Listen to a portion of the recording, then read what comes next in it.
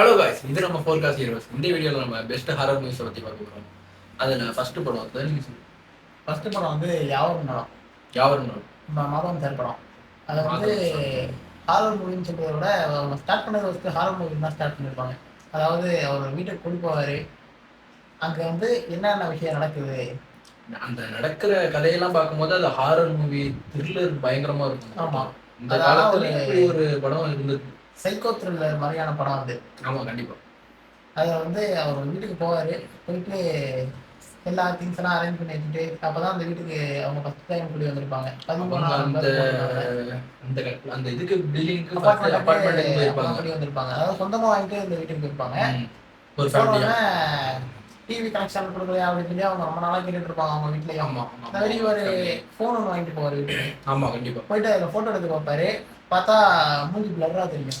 அந்த வீட்டுக்குள்ள எடுக்கிற போட்டோஸ் எல்லாம் ஒரு பிளர்ரா தெரியும். இவர் போன் கேமரால ஏதோ ப்ராப்ளம் வெளியே போய் போட்டோ எடுத்து பாக்குறப்ப கரெக்டா இருக்கும். அதே மாதிரி அவரு லிஃப்ட்ல ஏறும்போது மட்டும் அந்த லிஃப்ட் வேலை செய்யும். ஆமா, மத்தவங்க எல்லாம் போகும்போது அந்த லிஃப்ட் நல்லா வேலை செய்யும். அது மாதிரி அவர் படிக்கட்டுல தான் போயிட்டு வந்துட்டு இருப்பாரு. அதாவது 13 மாடியில அவர் படிக்கட்டுல தான் போயிட்டு வந்துட்டு 100 படிக்கிட்டு. ஆமா, அந்த மாதிரி அவரு டிவி கனெக்ஷன் கொடுத்ததுக்கு அப்புறம் வீட்டுல சீரியல் ஓட ஆரம்பிக்கும். இவங்க வீட்டுல மட்டும் ஒரு சீரியல் ஓடிக்கிட்டு இருக்கும். ஆமா, எல்லாரும் ஆரம்பத்துல நல்லா இருக்கும். அவங்க வீட்டுல நடக்கிற மாதிரியே ஒவ்வொரு கேரக்டரும் இருக்கும். அந்த கதையில நடக்கிற மாதிரியே இவங்க வீட்டுல இருக்கும். இல்ல, இவங்க வீட்டுல இருக்க கேரக்டர் எல்லாமே அந்த டிவிக்குள்ள இருக்கிற கேரக்டரோட மேட்ச் ஆகும். இந்த மாதிரியே ஒரு அண்ணன் இருக்கான், இந்த மாதிரியே ஒரு பையன் இருக்கான், எல்லா ஃபேமிலியும் அந்த அந்த இதுலயும் இருக்கும். கதையிலயும் பார்த்தா அவர் லைஃப்ல என்ன இன்சிடென்ட் நடக்குதோ அதுதான் அந்த டிவிலையும் அடுத்து நடக்க ஆரம்பிக்கிற மாதிரி காட்டுவாங்க. இவங்கள மாதிரியே வீட்டுக்கு குடி போனதா இருக்கட்டும். ஆமா ஆமா ஆமா, ஃபர்ஸ்ட் ஆரம்ப ஸ்டேஜ்ல உனக்கு எபிசோடு அந்த கதை ஆரம்பிக்குது. இவங்க வந்ததுக்கு அப்புறம் தான் அந்த டிவியை லேட்டா தானே ஸ்டார்ட் பண்ணிருப்பாங்க. அதனால அவங்க வந்தது லேட்டா நமக்கு அது இதாகும் அவங்களுக்கு.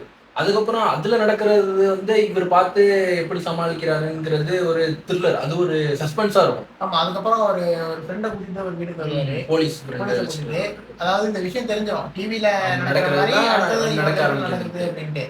அது தெரிஞ்ச உடனே ஒரு ஃப்ரெண்டை கூட்டிட்டு ஒரு வீட்டுக்கு வருவாரு.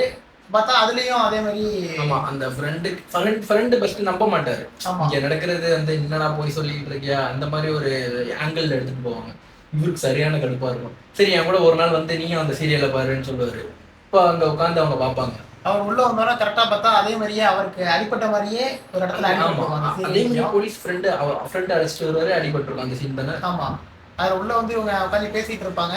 அந்த சீரியல்ல என்ன நடக்குதோ அதை உட்காந்து இவங்க 2 பேரும் உட்காந்து பாத்துட்டு இருப்பாங்க. ஆமா, பாத்துட்டு இருக்கும்போது பார்த்தா ஒரு ஃப்ரெண்டு வீட்டுல ஒரு கேஸ் வெடிக்கிற மாதிரி ஏதோ அவங்க ஒய்ஃபுக்கு ஒரு ஆக்சிடென்ட் ஆகுற மாதிரி அந்த சீரியல்ல காட்டுவாங்க. இவர் உடனே அலர்ட் பண்ணுவாரு. அதுக்கப்புறம் இப்ப நம்புறியா அப்படிங்கிறது அப்புறம் அதுக்கப்புறம் தான் நம்பர்னு சொல்லுவாரு. அதுக்கப்புறம் ஒரு டைலாக் சொல்லுவாரு, டேய் பரமா, எது நடந்தாலும் எனக்கு உடனே அப்டேட் பண்றேன், நீ ஒண்ணும் பயப்படாத, என்ன எப்படியாச்சும் காப்பாத்துற. இந்த போலீஸ்காரன் கேரக்டர் வரப்ப மட்டும் கரெக்டா பார்த்து சொல்லிடுறாரு. அந்த மாதிரி அவரு ஒரு பார்க்ல போய் ஏதோ தேடுற மாதிரி ஒரு விஷயம் இருக்கும். ஒரு நாய் வந்து கத்திக்கிட்டு போய் அந்த அந்த பார்க்ல அந்த கீழே அதை சுரண்டி விட்டுக்கிட்டே இருக்கும். ஃபர்ஸ்ட் இது என்ன நடக்குதுன்னு தெரியாது. அதுக்கப்புறம் அவர் போய் பார்க்கும் போதுதான் அந்த இருக்கும். கரெக்டா அவர் போய் அங்க போய் செக் பண்ணுவார் அந்த பார்க்ல. பார்த்தா அந்த டிவில வர ஃபேமிலி அந்த ஒரு ஆல்பம்ல இருப்பாங்க. ஆமா, அவங்க வந்து ஆல்ரெடி வந்து இறந்துட்டாங்க அப்படிங்கறது வந்து இவர் ஏதோ லைப்ரரியிலே போய் நோட்டீஸ் பண்ணா அவருக்கு தெரியும். இந்த மாதிரி இவங்க இத்தனை வருஷத்துக்கு முன்னாடி இங்க இருந்திருக்காங்க. அப்போ வந்து இது வந்து அப்பார்ட்மெண்டா இல்லாம ஒரு வீடா இருக்குது அப்படின்னு சொல்லிட்டு அவர் அந்த ஆல்பம் செக் பண்ணிட்டு போய் ஒரு லைப்ரரியில செக் பண்ணுவாரு.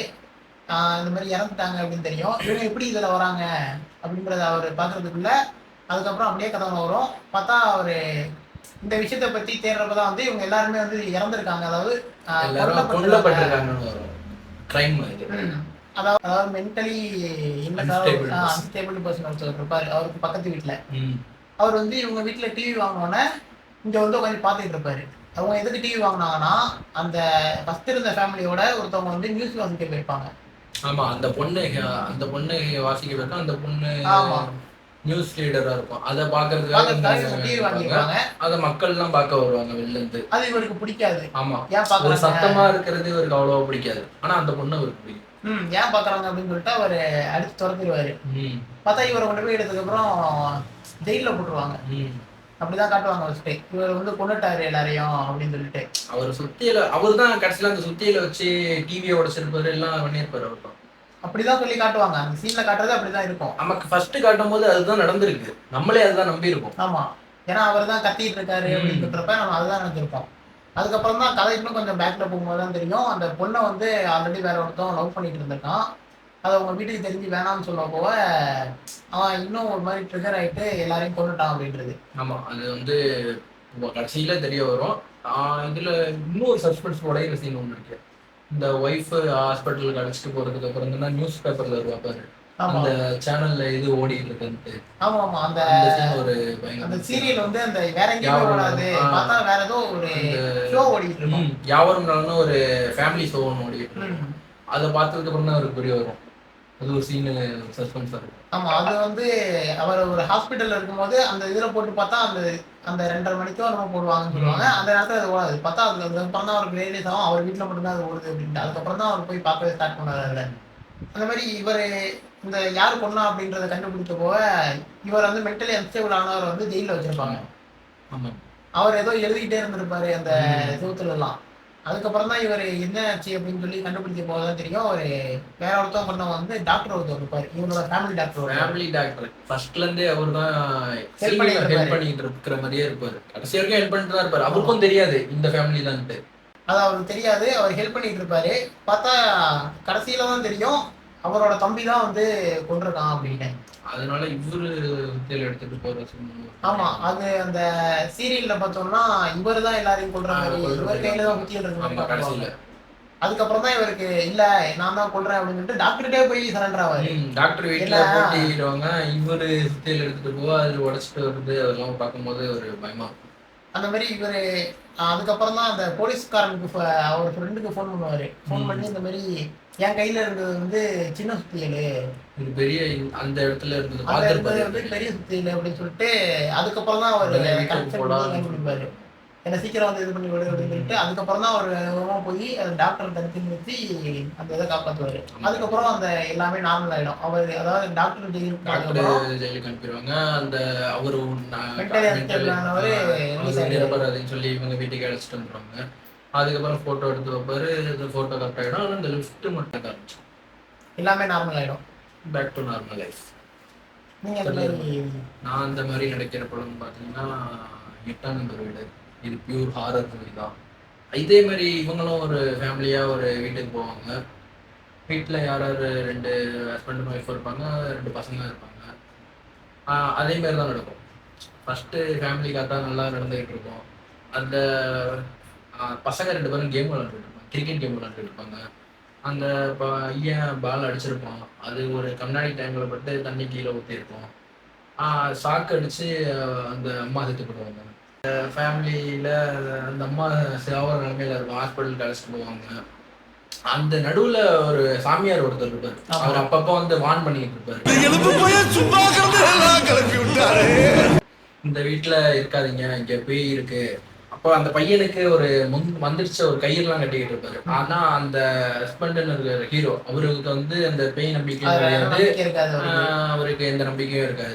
அவர் சாதாரணமா அதை நினைச்சிட்டு இருப்பாரு. ஆனா அது அந்த வீட்டுல பேய் இருக்கு. இந்த அம்மா செத்துருவாங்க.